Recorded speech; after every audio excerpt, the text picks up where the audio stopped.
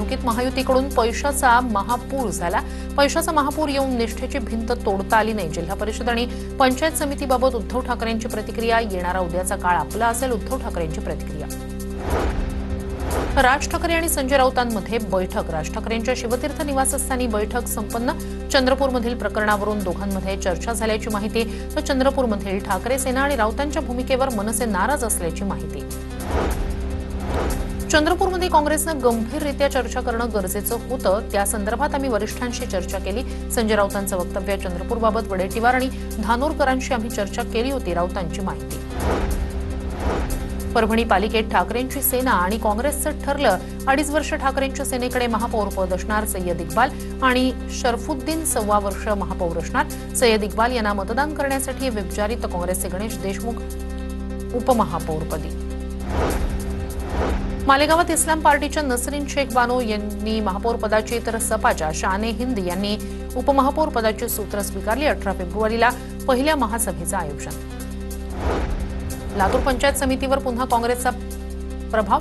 काँग्रेसला 16, भाजपला 2 आणि राष्ट्रवादीला केवळ 2 जागा। त्यामुळे लातूर पंचायत समितीवर काँग्रेसचा सभापती होणार हे निश्चित।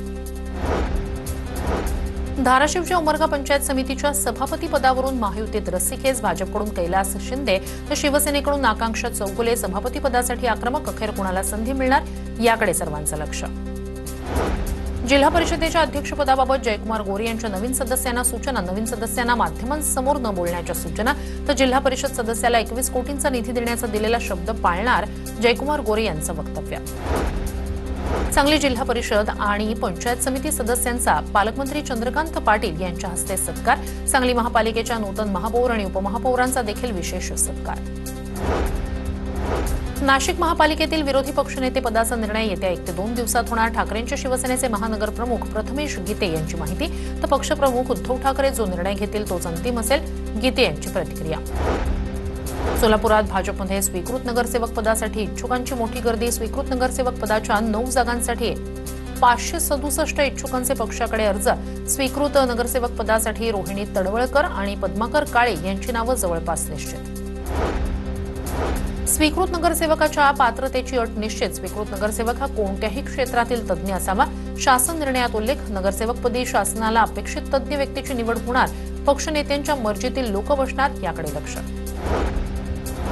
अमरनाथमध्ये निवडणूक संपताच शिवसेनेतील गटबाजी पुन्हा समोर। शिवसेनेच्या दोन्ही गटाच्या बॅनरवरून एकमेकांचे फोटो गायब। दरवेळेप्रमाणे यंदाचंही मनोमिलन केवळ निवडणुकीपुरतंच असल्याची चर्चा।